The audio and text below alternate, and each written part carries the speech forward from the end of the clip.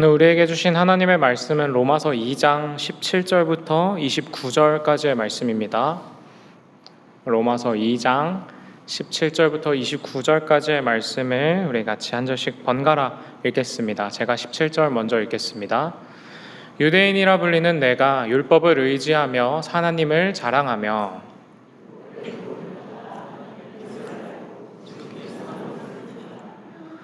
맹인의 길을 인도하는 자요 어둠에 있는 자의 빛이요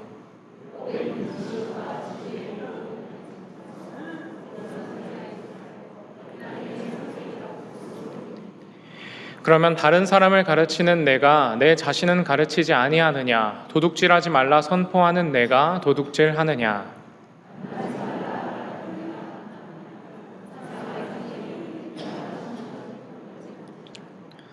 율법을 자랑하는 내가 율법을 범함으로 하나님을 욕되게 하느냐?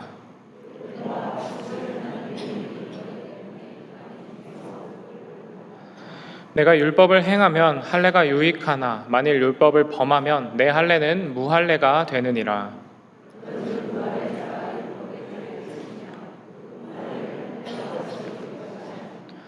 또한 본래 무할례자가 율법을 온전히 지키면 율법 조문과 할례를 가지고 율법을 범하는 너를 정죄하지 아니하겠느냐?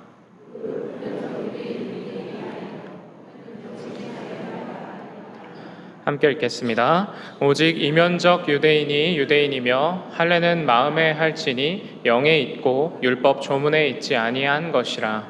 그 칭찬이 사람에게서가 아니요 다만 하나님에게서니라. 아멘. 할렐루야. 네, 오늘도 수요예배 나오신 모든 성도님들을 주님의 이름으로 환영하고 축복합니다. 저희 집에 요상한 생명체가 하나 있습니다. 저희 딸인데요. 이제 이 친구가 본격적으로 이동이라는 것을 하기 시작했습니다. 그래서 예전에는 이제 제자리에서 허우적거리는 것부터 시작해서 얼마 지나니까 뒤집고 되짚고 굴러다니기 시작했고, 그리고 이제는 좀 전에는 브레이크 댄스 추듯이 옆으로 굴러서 앉는 그런 지경에 이르렀습니다. 그러다가 이제 배밀이라고 해서 기어다니기 전 단계의 그런 움직임을 지금 보여주고 있는데, 근데 한 가지 단점이 있습니다. 이 친구가 아직 후진밖에 못한다는 것입니다. 그래서 뒤로만 가는데, 그냥 뒤로만 가면 괜찮은데 문제는 저희 딸한테 후방 카메라가 달려있는 것도 아니고 추돌 방지 센서가 달려있는 것도 아니라서 그냥 앞을 보고 앞으로 가는 줄 알고 뒤로 갑니다. 이게 골치 아파질 때가 있는데 뒤로 가다가 친구가 소파 밑으로 들어갑니다. 저랑 같이 놀다가 분명히 나랑 같이 눈을 마주치고 앉아 있으면서 놀고 있는데 점점 이제 소파 밑으로 들어갑니다. 그러면 제가 소아야 안 돼, 이리 와, 앞으로 와 라고 얘기를 하는데, 그래도 용을 쓰면서 후진해서 아마 저보다 후진 주차를 잘할 것 같은 저희 딸이 진짜 자기 몸 크기에 딱 맞는 깊이까지 소파 안으로 들어갑니다. 그러다가 이제 본인이 점점 이상해지는 걸 느낍니다. 왜 등이 안 펴지지? 왜 허리가 안 세워지지?를 느끼면서 이제 온 힘을 다해 빠져나오려고 합니다. 근데 제가 이 친구가 아직 뒤로 가는 방법밖에 모른다고 했죠. 용을 써도 뒤로만 갑니다. 더 깊숙이 들어가는 거죠. 그제서야 이제 이 친구가 난 안 되겠다 하고 꺼내달라고 울기 시작합니다. 근데 그 장면을 보면은 정말 미안한데 너무 귀여워서 사진 찍고 동영상 찍고 있는 철없는 그런 저의 모습이 있습니다. 그런 저를 보고 꺼내달라고 막 울고 있습니다. 그래서 얼른 가서 꺼내주면은 왜 이제 꺼내줬냐며 원망의 눈초리를 받기도 하는데요. 여러분, 아직 앞으로 가는 법을 잘 모르는 저희 딸이 그 깊은 소파 밑에서 나올 수 있는 방법은 무엇입니까? 저의 도움밖에 없습니다. 어떻게든 자기 힘으로 나오려고 발버둥을 치지만 결국 더 깊이 들어갈 뿐입니다. 내 힘을 내려놓고 내가 발버둥 치는 거를 그만하고 부모님한테 도움을 요청할 때야 비로소 그 소파 밑에서 나올 수 있는 것입니다. 사랑하는 여러분, 저는 우리 아이를 보며 그리스도인의 삶이 이와 같아야 될 것 같다고 생각했습니다. 우리는 빛으로 가기 위해서 좀 더 쉽게 말하자면 천국을 가기 위해서 때론 우리 힘으로 나아가고자 합니다. 그러나 우리의 죄된 본성은 마치 후진밖에 모르는 저희 딸처럼 자꾸만 죽음을 향해 나아가려 합니다. 그렇기에 우리는 하나님이 필요합니다. 예수 그리스도의 복음이 필요한 것입니다. 우리는 우리의 욕심을 내려놓고 자꾸만 커지려 하는 나의 자아를 내려놓고 주님께 내 삶을 드려 온전한 거룩함으로 나아가야 합니다. 이 시간에는 여러분에게 한 가지 질문을 드리고 싶습니다. 마지막 때를 살아가는 우리는 정말 거룩한가요? 이 질문은 생각보다 대답하기가 쉽지가 않습니다. 차라리 교회 얼마나 다니셨어요? 어떤 직분을 가지고 계세요? 어떤 섬김을 하고 계세요? 라는 질문이면 너무나도 쉽게 대답할 수 있을 것 같지만 물론 교회를 오래 다니고 어떤 직분을 맡고 있고 예배를 빠지지 않고 매일 성경 읽고 기도하는 것, 모든 것들이 하나님께서 우리에게 허락하신 너무나도 귀한, 무엇과도 바꿀 수 없는 은혜이지만 이 질문은 단순히 신앙의 경력이나 종교적인 활동을 묻는 질문이 아닙니다. 하나님께서는 이 질문을 통하여서 너는 나를 닮아가고 있느냐? 너의 신앙은 삶 속에서 나의 거룩을 드러내고 있느냐의 질문입니다. 오늘 우리가 살펴볼 본문은 우리를 이 질문 앞에 세워놓습니다. 본문의 겉면만 보면 그저 유대인들을 향한 책망처럼 보입니다. 그러나 이 말씀은 분명히 오늘을 살아가는 우리 교회를 향한 하나님의 말씀입니다. 이 시간 우리는 그리스도인으로서 신앙의 경력, 직분, 봉사, 지식과 같은 그런 종교적인 특권만을 우리가 의지하고 있는지, 우리가 붙잡고 있는 것이 그것인지, 아니면 하나님을 닮아가는 거룩함이 우리 삶에 드러나고 있는지 한번 우리를 돌아보는 시간이 되었으면 좋겠습니다. 본문의 이해를 위해서 먼저 우리는 로마 교회의 상황을 잠깐 살펴볼 필요가 있습니다. 로마 교회에는 두 분류의 성도들이 있었습니다. 유대인 그리스도인과 헬라인, 즉 이방인 그리스도인이었습니다.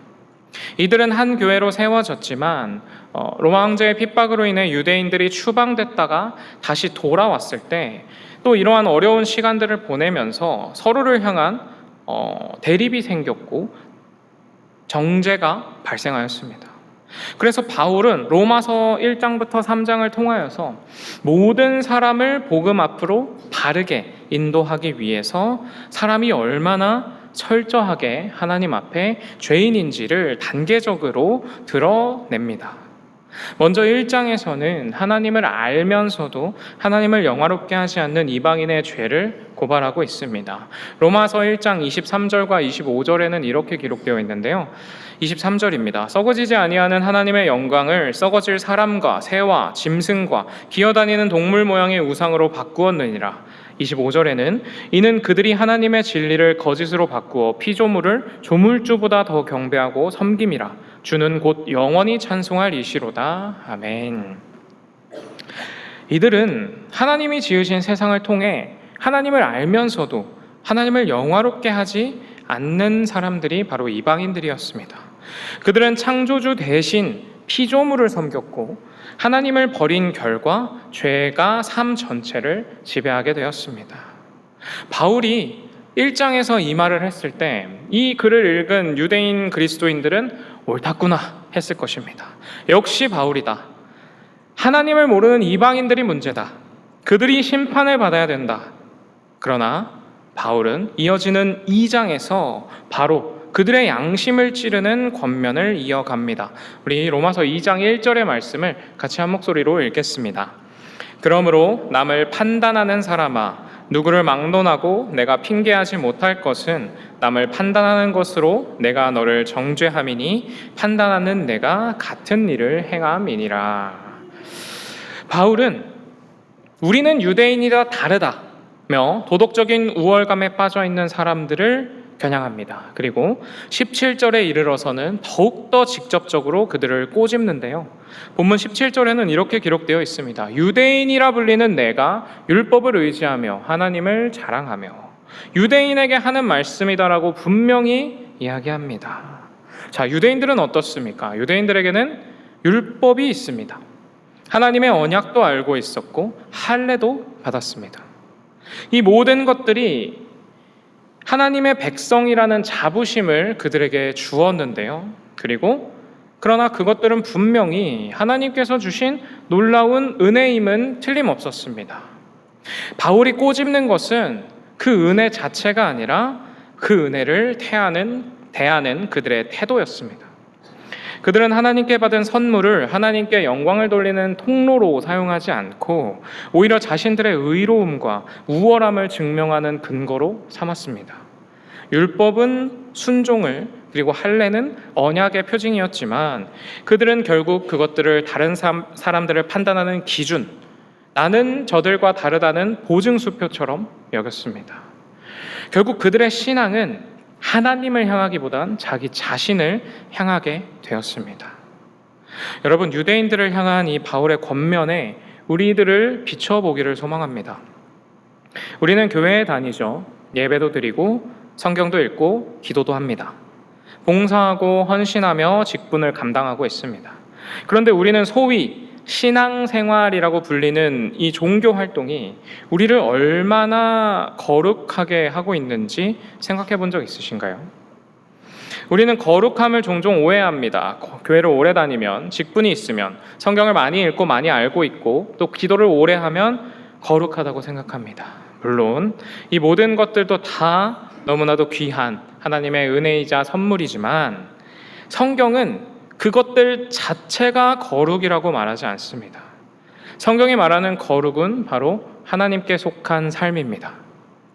하나님께 구별되어 하나님의 성품을 닮아가는 삶이 바로 거룩입니다. 거룩은 이 예배당 안에서만 드러나는 모습이 아니라 우리가 살아가는 모든 곳, 심지어는 아무도 나를 보지 않는 곳에서도 그곳에서 하나님을 닮아가는 것이 거룩입니다. 한 가지 여러분들에게 부탁드리고 싶은 것은 오늘 이 말씀을 들으시면서 다른 사람을 먼저 떠올리지 않으셨으면 좋겠습니다. 이런 생각은 우리를 로마서 1장까지만 읽은 유대인으로 만들 뿐입니다. 그 사람이 들어야 되는데, 맞다, 그 사람이 생각나는데, 이러지 않으셨으면 좋겠습니다. 우리가 이 권면을 통하여서 우리는 하나님 앞에 홀로 서야 됩니다. 나를 돌아보고 우리가 나아가야 하는 참된 거룩은 무엇인지를 결단해야 합니다. 그러기 위해서는 우리가 먼저 로마서에서 꼬집고 있는 종교적인 특권에 취해 있는 사람들의 모습을 한번 살펴보려고 합니다. 먼저 바울은 유대인들의 가장 깊은 영적인 문제를 정면으로 드러내는데요. 본문 17절부터 20절까지를 우리 같이 한 절씩 번갈아 읽겠습니다. 제가 17절 먼저 읽겠습니다. 유대인이라 불리는 내가 율법을 의지하며 하나님을 자랑하며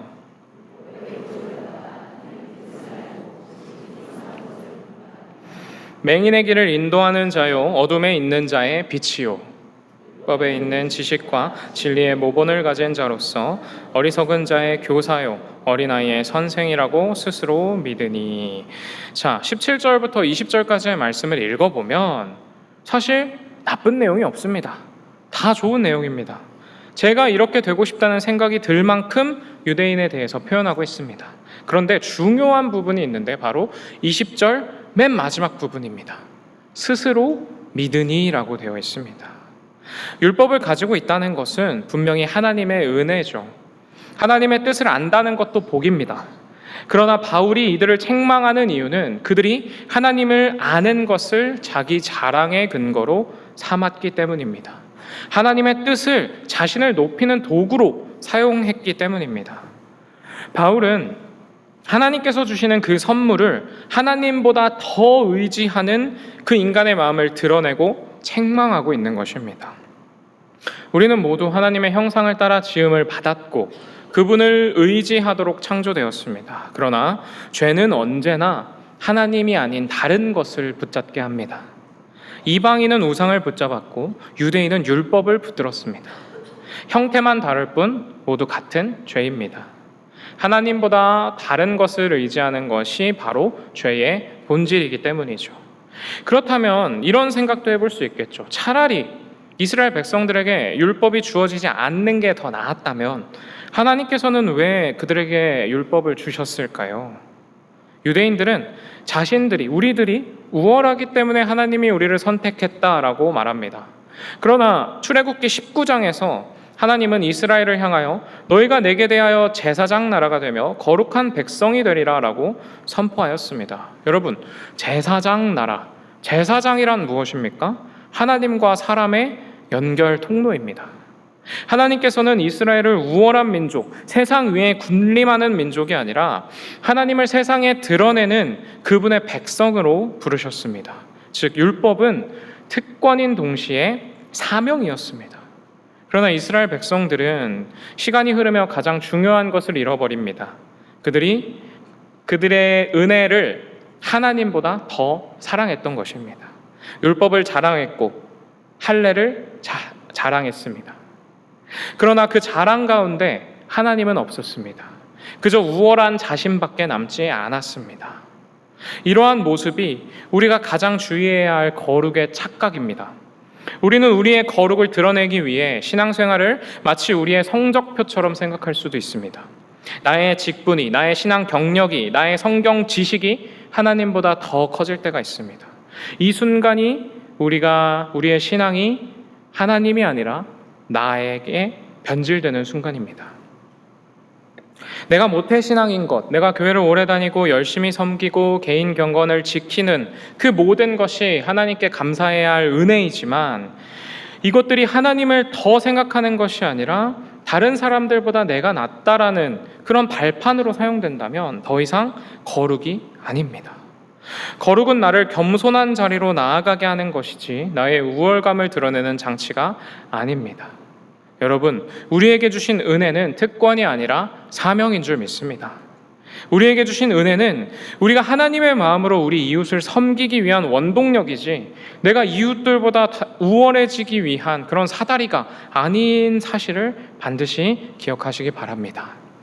이어서 바울은 거룩의 실패의 모습을 우리에게 보여줍니다. 자, 17절부터 20절이 유대인이 무엇을 자랑하는지 보여줬다면 이어지는 21절부터 24절까지는 그 모습이 결과를 고발하고 있습니다. 우리 본문 21절부터 24절까지를 제가 읽겠습니다. 그러면 다른 사람을 가르치는 내가 내 자신은 가르치지 아니하느냐? 도둑질하지 말라 선포하는 내가 도둑질을 하느냐? 간음하지 말라 말하는 내가 간음하느냐? 우상을 가증히 여기는 내가 신전 물건을 도둑질하느냐? 율법을 자랑하는 내가 율법을 범함으로 하나님을 욕되게 하느냐? 기록된 바와 같이 하나님의 이름이 너희 때문에 이방인 중에서 모독을 받는도다. 여러분, 바울이 유대인 그리스도인들을 책망하고 있는 가장 큰 이유는 그들이 하나님의 뜻을 아예 알지 못하기 때문이 아닙니다. 하나님의 뜻을 알고도 행하지 못하고 있기 때문입니다. 그들이 우상처럼 붙들고 있는 이 율법이 그들이 진정 하나님이 기뻐하시는 옳은 것을 행할 능력까지 주지는 못하고 있음을 보여줍니다. 이는 아는 것과 사는 것이 엄연히 다른 문제임을 우리에게 보여줍니다. 그들이 무엇이 옳은지 몰라서 죄를 짓는 것이 아니라 어떤 것이 옳은지 알면서도 하나님보다 자기 자신을 더 사랑하기 때문에 죄를 짓습니다. 여러분, 죄가 무엇입니까? 도둑질하는 거, 사람을 죽이고 해하는 거, 거짓말하는 거. 여러분, 죄는 하나님보다 나를 더 사랑하는 것입니다.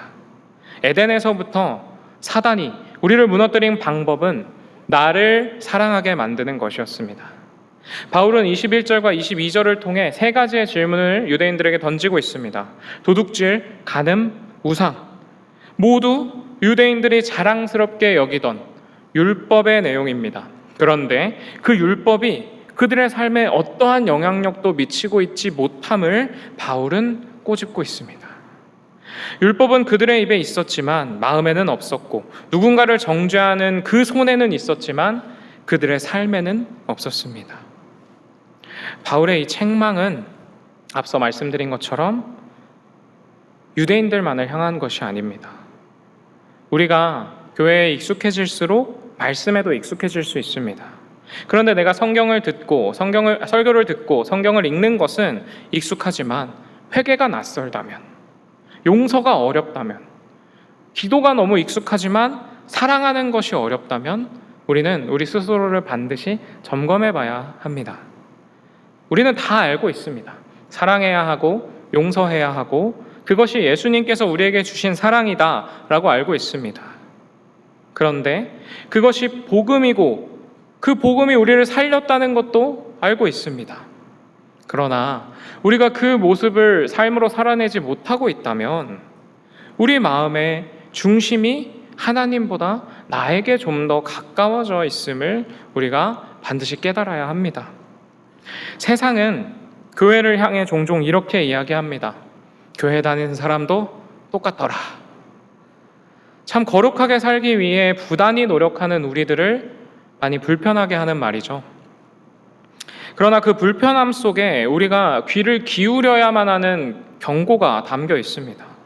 물론 우리도 사람입니다. 실수할 수도 있고 실패할 수도 있습니다.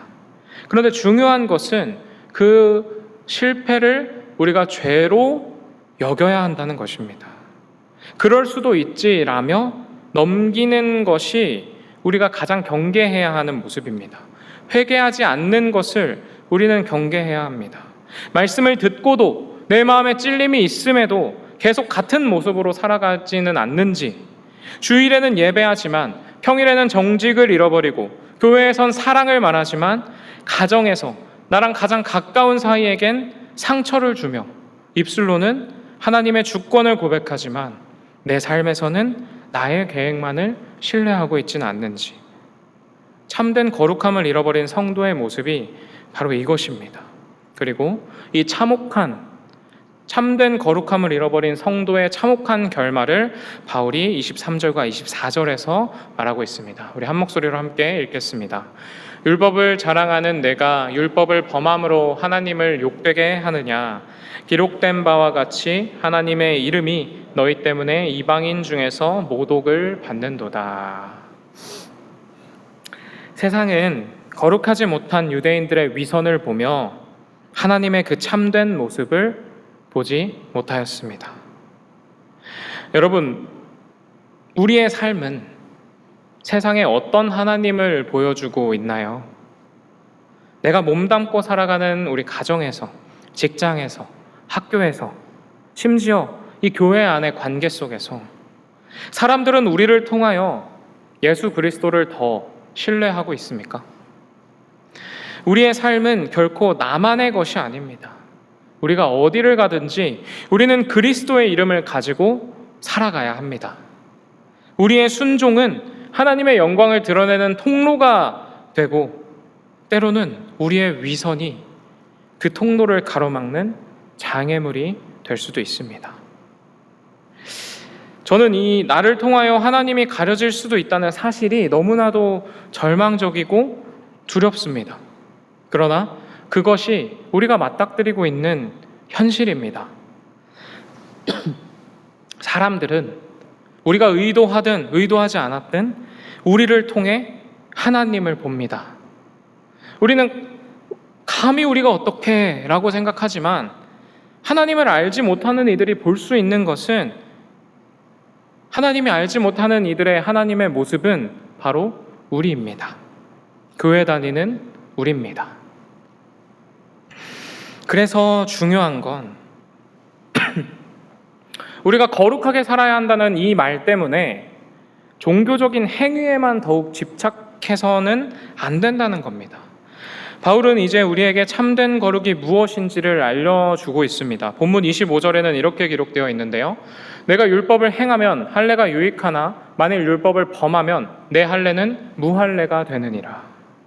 유대인들에게 할례는 단순한 종교 의식이 아니었습니다. 아까 말씀드린 것처럼 그들이 하나님의 언약 백성이라는 일종의 보증 수표 같았습니다. 할례를 통해 자신들이 하나님께 속한 사람들이라는 그 확신을 가지고 있었습니다. 그러나 바울은 율법을 범한다면 너희가 그렇게 안전한 보증 수표처럼 여기는 그 할례가 아무런 의미가 없음을 이야기합니다. 그리고 권면합니다. 우리 28절과 29절을 같이 한 목소리로 읽겠습니다. 무릇 표면적 유대인이 유대인이 아니요 표면적 육신의 할례가 할례가 아니니라. 오직 이면적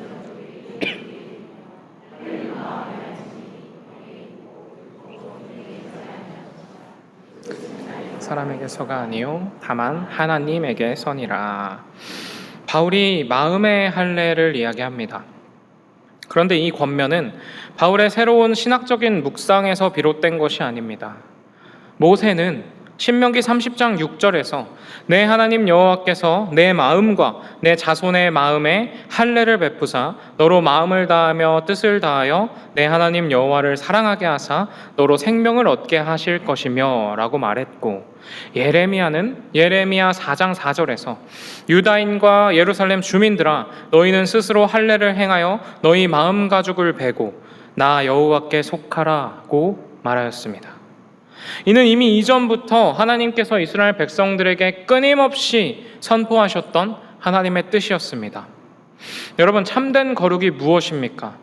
거룩은 우리를 통해 드러나는 종교적 행위가 아니라 우리의 마음이 거룩해야 하는 것입니다. 거룩은 하나님의 뜻을 우리 마음에 새기는 것입니다. 하나님께서는 용모도 빼어나고 능력도 뛰어난 사울이 아니라 죄인이었지만 철저히 자신의 죄를 회개한 다윗을 나의 마음에 합한 사람이라고 말씀하셨습니다. 다윗은 하나님 앞에 무릎을 꿇는 사람이었기 때문입니다. 성경은 처음부터 끝까지 동일한 진리를 말합니다. 형식이 아니라 마음입니다. 그렇다면 우리는 이제 어떻게 우리의 마음을 변화시킬 수 있을까요?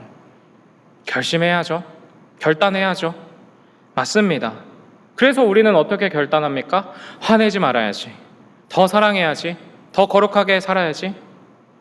그러나 우리는 얼마 지나지 않아 그 자리에서 똑같이 넘어집니다.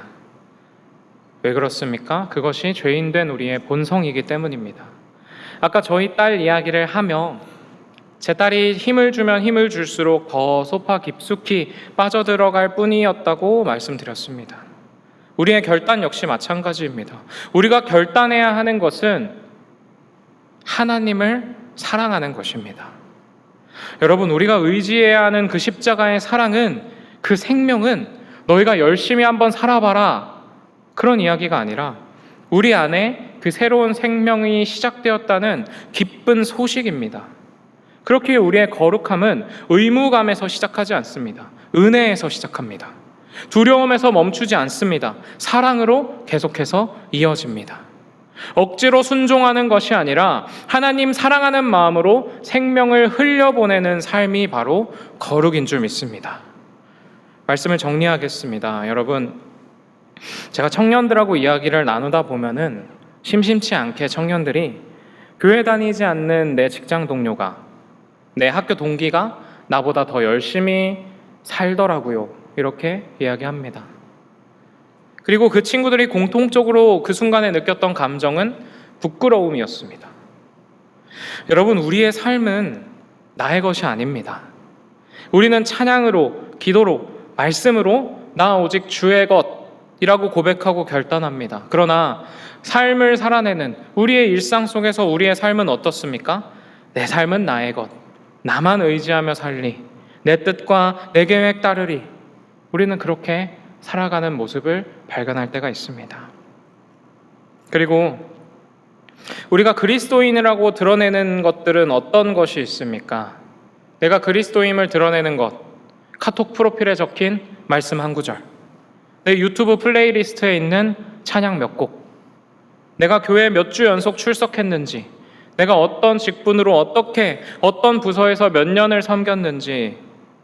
제가 물론 이런 것들이 아무 의미 없다고 이야기하는 것은 결코 아닙니다. 그러나 오직 그것만이 나의 신앙, 나의 하나님을 드러내는 증거라면 우리는 우리의 정체성을 잘못 드러내고 있는 것입니다.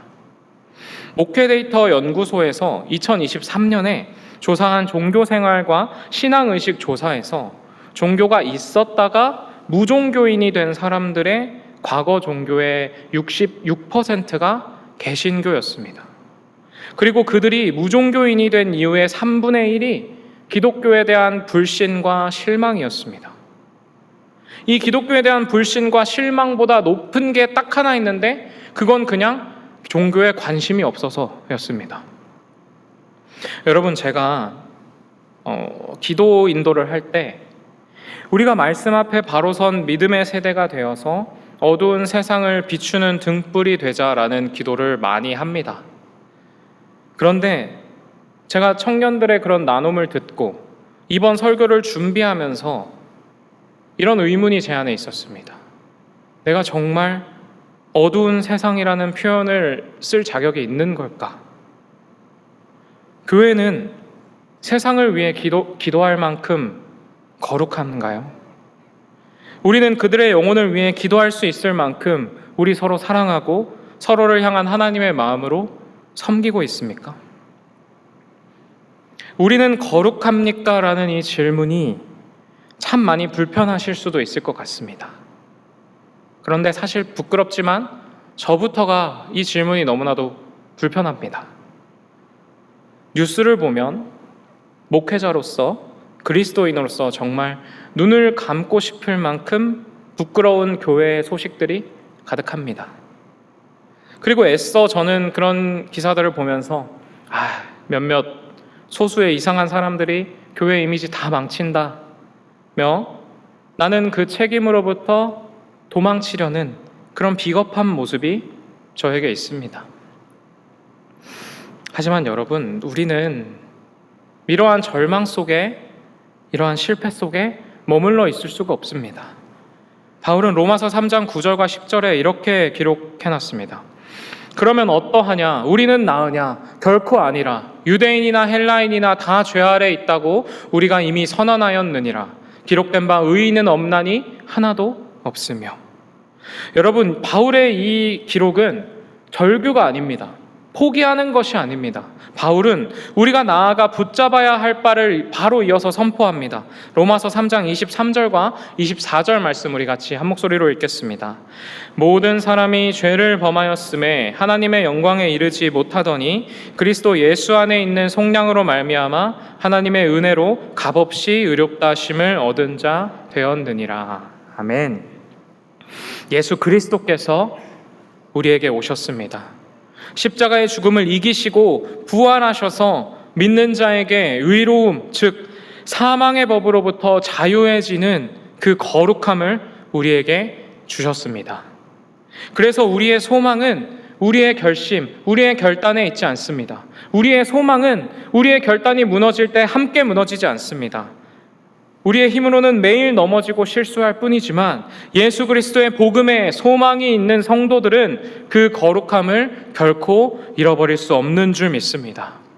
사랑하는 거룩한 성도 여러분, 우리가 살아가는 이 시대는 교회가 세상의 신뢰를 잃어버렸습니다. 우리가 세상에 증거할 수 있는 거룩함은 크고 화려한 건물, 더 많은 활동, 트렌디한 프로그램이 아닙니다. 세상은 말과 삶이 하나인 사람, 실패를 인정하고 반성하는 사람, 용서를 실천하는 사람, 맡겨진 삶 속에서 최선을 다하며 자신을 자랑하지 않고 그리스도를 자랑하는 그런 성도의 본을 보이는 사람을 통하여 세상이 하나님을 봅니다. 저는 여러분들이 그런 사람이 되시기를 소망합니다. 사랑하는 여러분, 예수 그리스도의 사랑으로 거룩한 성도, 또 그 거룩함으로 세상에 사랑을 흘려보내고 복음을 흘려보내며 하나님의 영광을 드러내는 참된 하나님의 백성들이 되시기를 주님의 이름으로 간절히 소망하고 축복합니다. 우리 같이 찬양하고 또 기도하며 나아가겠습니다.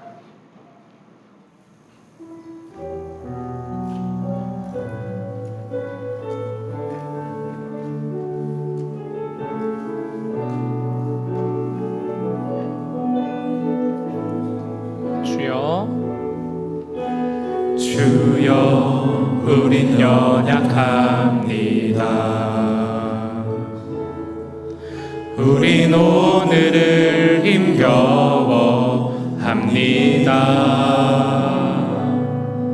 주 뜻 이루며 살기에 부족합니다. 우린 연약합니다. 주여, 우린 넘어집니다. 주여, 우린 넘어집니다.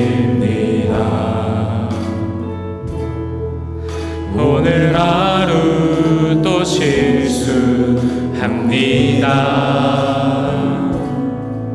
주의 긍휼을 구하는 죄인입니다. 우리 주만 바라봅니다. 한없는 주님의 은혜, 한없는 주님의 은혜, 온 세상 위에 넘칩니다. 가릴 수 없는 주 영광,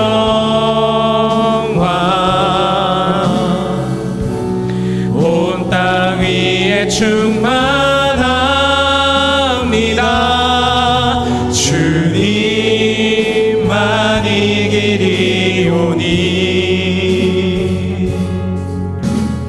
우린 그 길 따라갑니다.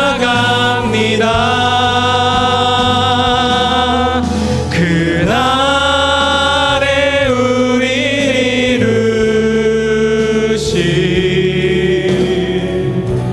주는 완전한 한없는 주님의 은혜, 한없는 주님의 은혜, 온 세상 위에 넘칩니다. 가릴 수 없는 주 영광,